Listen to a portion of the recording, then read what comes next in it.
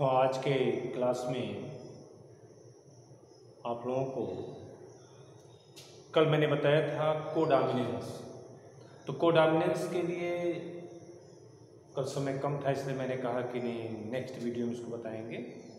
तो आज के वीडियो में सबसे पहले ये कोडॉमिनेंस क्या है। कोडॉमिनेंस ये मोनोहाइब्रिड क्रॉस में होता है।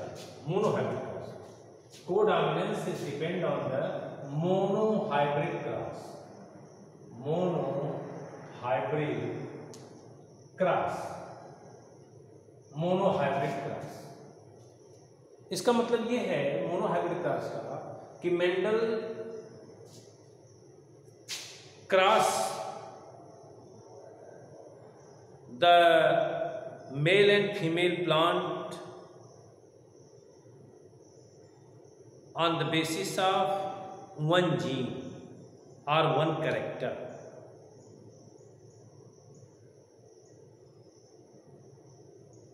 and Mendel found in his cross on Pisum sativum or garden pea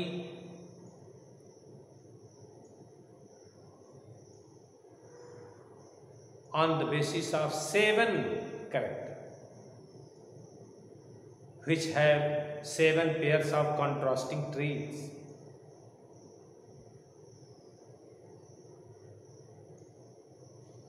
For example,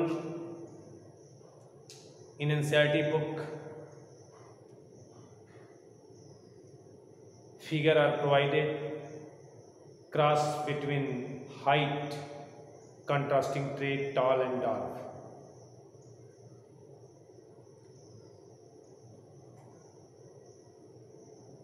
And also he found result 3:1 ratio in after F1 generation in F2 generation, and the ratio of genotype 1:2:1, and in complete dominance later found that Mendel's law does not tally, phenotype genotype ratio same as 1:1। देखिए, इसमें Mendel ने monohybrid cross कराया था मटर के 7 आनुवंशिक लक्षणों पर, उनके कॉन्ट्रास्टिंग ट्रेट में हर कैरेक्टर के 2 कॉन्ट्रास्टिंग ट्रेट होते हैं, उनको मेल एंड फीमेल बना करके क्रॉस कराया था, और उन्होंने सेम रूप में पाया था कि F2 में फेनोटाइप 3:1 और genotype 1:1।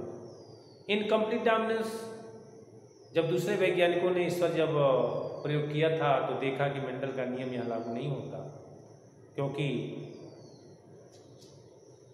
No one contrasting trait dominant other, कोई ऐसा कंट्रास्टिंग ट्रेट नहीं है जो दूसरे पर प्रभावी हो। और यह भी पाया गया codominance. Codominance is also a monohybrid cross. यह भी एक कैरेक्टर के आधार पर उनके कॉन्ट्रास्टिंग ट्रेट में ये क्रॉस कराया गया, और ये देखा गया कि 2 कॉन्ट्रास्टिंग ट्रेट डोमिनेंट हैं।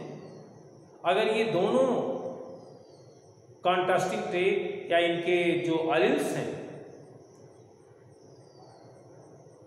यदि जाइगोट में उपस्थित हैं तो निश्चित रूप से ये दोनों अपना प्रभाव रखते हैं, कोई किसी पर डोमिनेंट नहीं होता, इसलिए इसे कोडॉमिनेंट कहा जाता है।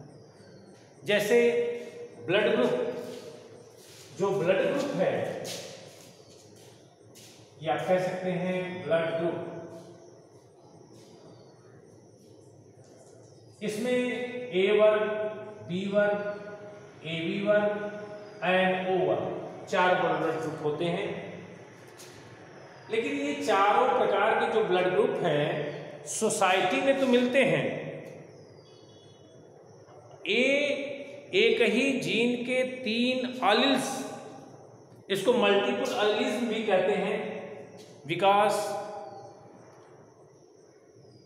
one gene show 3 contrasting traits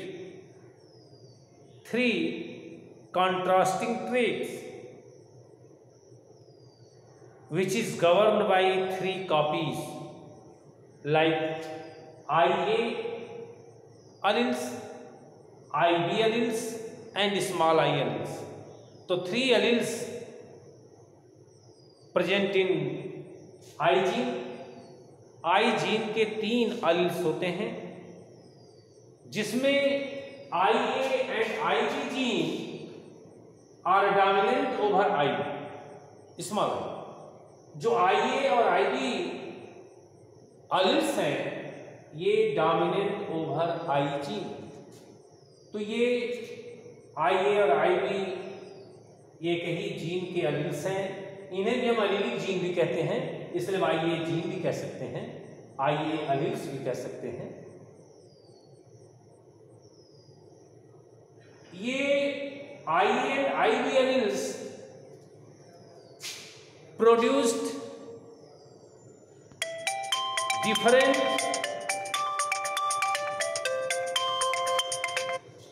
different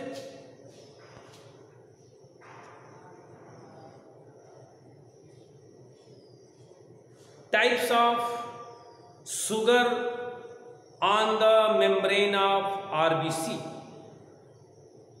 RBC जो रेड ब्लड कॉर्पुसेल्स है उनके मेम्ब्रेन पर 2 प्रकार के शुगर बनते हैं। IA अपना अलग प्रकार का बनाता है, IB अपना अलग प्रकार का बनाता है, और स्मॉल आई ये शुगर का निर्माण नहीं करता, इसलिए ये रिसेसिव है और ये दोनों डोमिनेंट है। लेकिन जब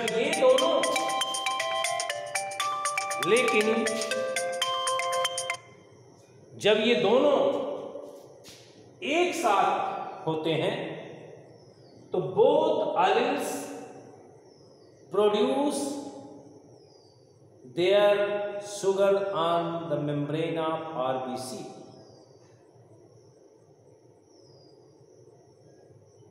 सो both are dominant। On the basis of this expression it is known as codominance। ये दोनों कोडोमिनेंस हैं, ये भी अपना प्रभाव रखता है, ये भी अपना प्रभाव रखता है, ये भी अपना मेम्ब्रेन बनाता है, ये शुगर बनाता है, ये भी अपना शुगर बनाता है। इसलिए इस मल्टीपल एलीलिज्म में ये 2 जो एलील्स हैं ये कोडोमिनेंट शो करते हैं। और यदि इस प्रकार से अगर इनका पेयरिंग देखा जाए तो 7 टाइप के पेयरिंग बनते हैं, जिसमें ये 2 कॉमन है, एक ये और एक ये, बाकी सब भिन्न है। देखिए ये आई स्मॉल आई होंगे तो ये O वर्ग बनेगा, IB होंगे, आई कैपिटल B और स्मॉल आई होंगे तो B वर्ग होगा, चूंकि ये डोमिनेंट है। अगर ये B और A दोनों हैं तो कोडोमिनेंट है, फिर ये दोनों हैं सेम टाइप तो B वर्ग, और ये I एक dominant over small I then A वर्ग। Here both are dominant codominant AB वर्ग, और here the same alleles produce A वर्ग। तो अगर ये देखा जाए तो 4 वर्ग बनाते हैं।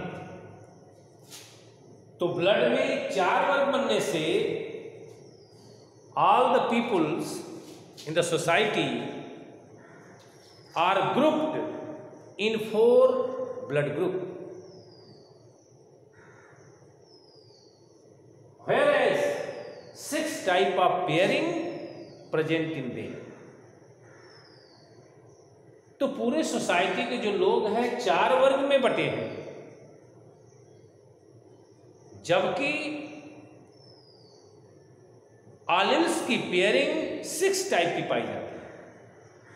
जैसे आप देखिए IA ये भी पेयरिंग हो सकती है ए वर्ग के लिए, IA भी हो सकती है ए बी वर्ग के लिए, IA स्मॉल आई भी हो सकती है, फिर वो ए वर्ग होगा लेकिन उसकी पेयरिंग ये हो सकती है।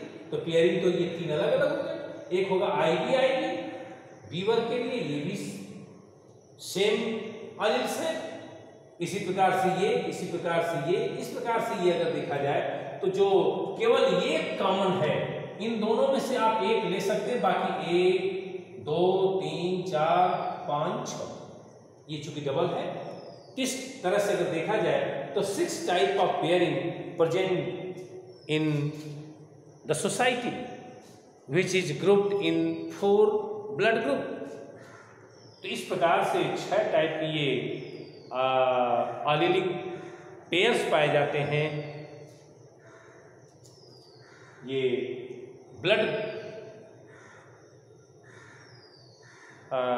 ग्रुप निर्धारण के लिए।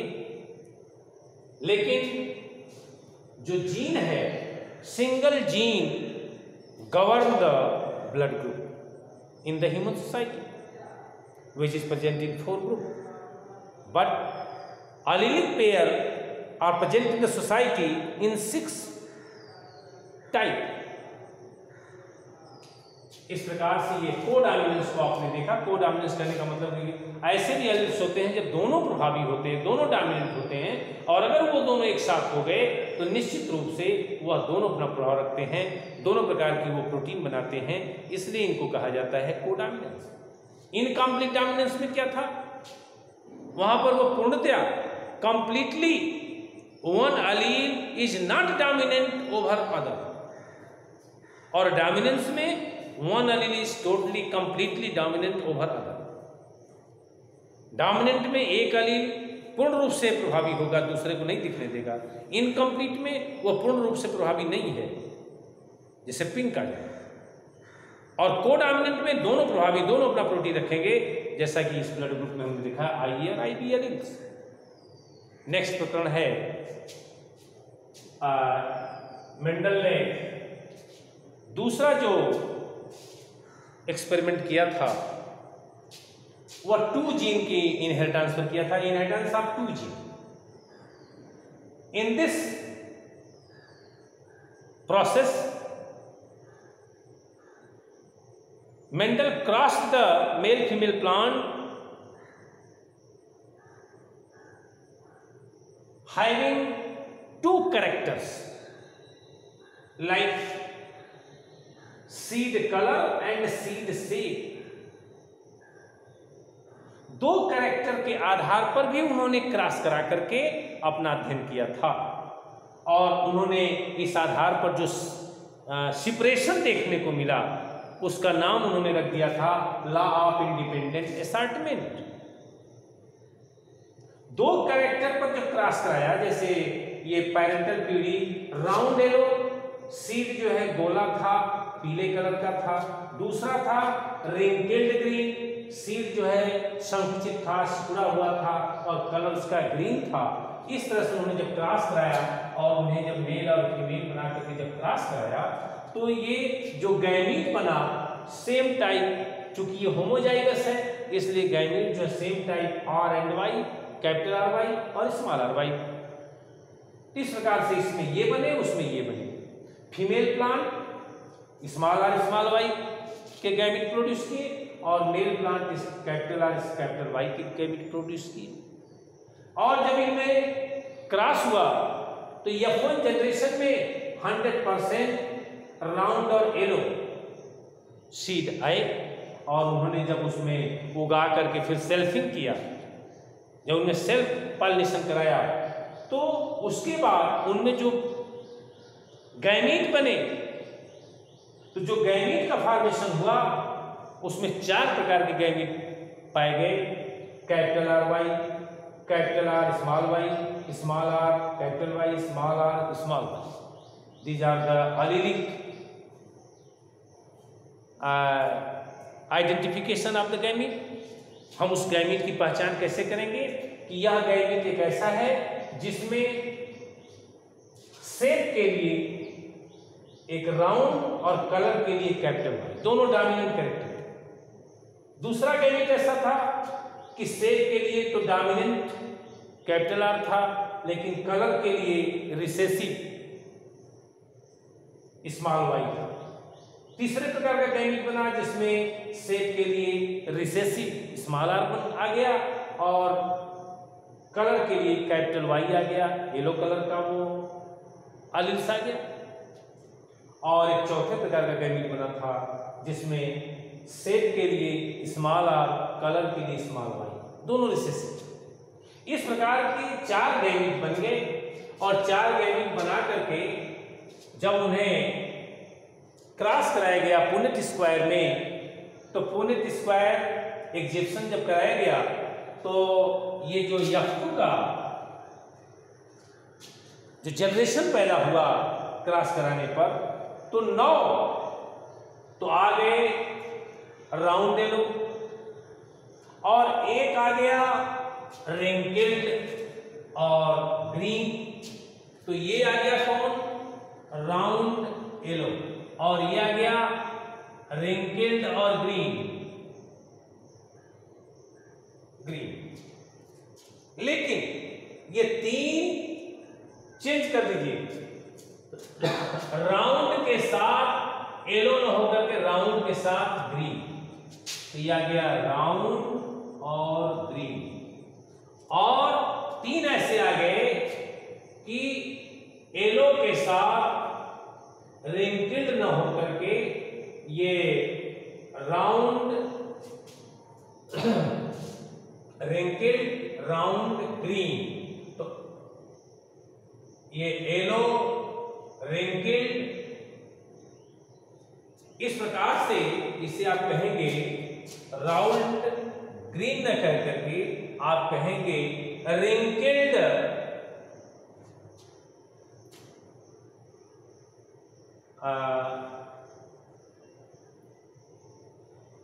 येलो रिंकल्ड, येलो और रिंकल्ड, येलो रिंकल्ड कहेंगे।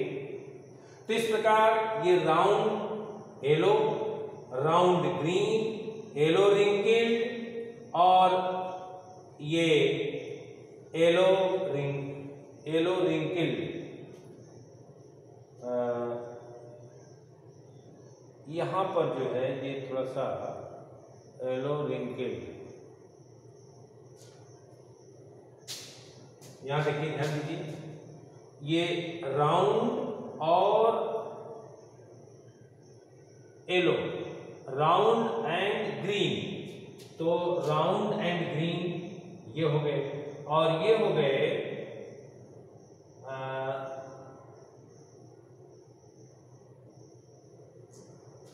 रिंकल्ड और येलो, रिंकल्ड और येलो, रिंकल्ड और येलो। ये राउंड होगा और ये ग्रीन होगा, राउंड और ग्रीन, और ये होगा रिंकल्ड और येलो, रिंकल्ड और येलो, और ये होगा रिंकल्ड और येलो,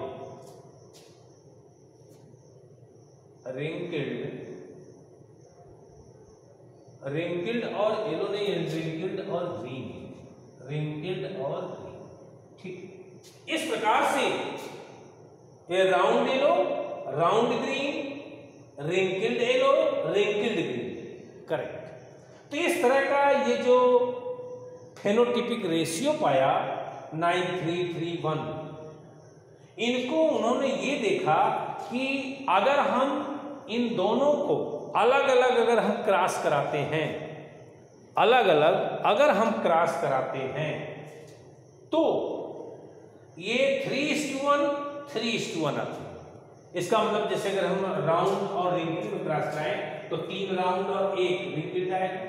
अगर हम येलो और ग्रीन में क्रॉस कराते हैं मोनोहाइब्रिड क्रॉस तो 3 येलो और 1 ग्रीन आता है। तो इस प्रकार से, लेकिन जब हम दोनों को एक साथ जब हम क्रॉस करा रहे हैं तो ये इन्हीं का मल्टीपल आ रहा है। जैसे अगर 3 का गुणा करिए, ये 3 त्रिके 9, तो 3 3 जा 9 और 3 1 जा 3, फिर उसके बाद 1 3 जा 3 और 1 1 जा 1। इसका मतलब ये है कि ये ठीक उसी का मल्टीप्लिकेशन है। और इनका जीनोटाइप रेशियो दिस टाइप, जिसे याद करने के लिए 1224 1212 1, ये जीनोटाइप रेशियो। यहां पर मेंडल जो है सबसे बड़ा जो उसको एक आश्चर्यजनक कंडीशन देखने को मिला, वो ये ऑब्जर्व किया कि एक कैरेक्टर दूसरे कैरेक्टर से बिल्कुल इंडिपेंडेंट होकर वह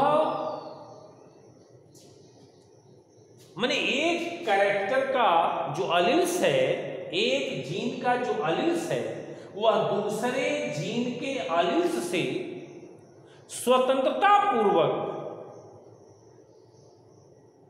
अलग हो सकता है या जुड़ सकता है। इसी आधार पर इन्होंने इस इनहेरिटेंस को, जो 2 जीन के इनहेरिटेंस को किया था, उसमें उन्होंने यही पाया था कि एक जीन के जो अलील्स हैं दूसरे जीन के अलील्स से स्वतंत्रता पूर्वक वह अलग हो सकते हैं और वो जुड़ सकते हैं। इसलिए इसका नाम रख दिया law of independent assortment. Independent assortment का मूल रीजन यही है। Mendel found in his dihybrid cross, इसे हम डाइहाइब्रिड क्रॉस भी कहते हैं, dihybrid cross.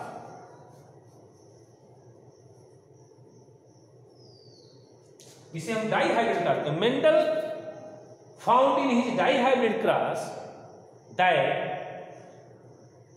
2 alleles of one gene are independently separate or linked with 2 alleles of other gene।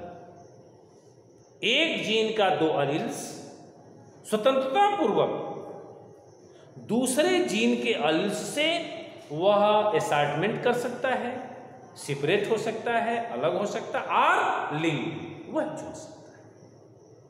तो यही आज के वीडियो में था, और इसके बाद जो है फिर जो नेक्स्ट है अब कल की वीडियो बताएंगे। धन्यवाद।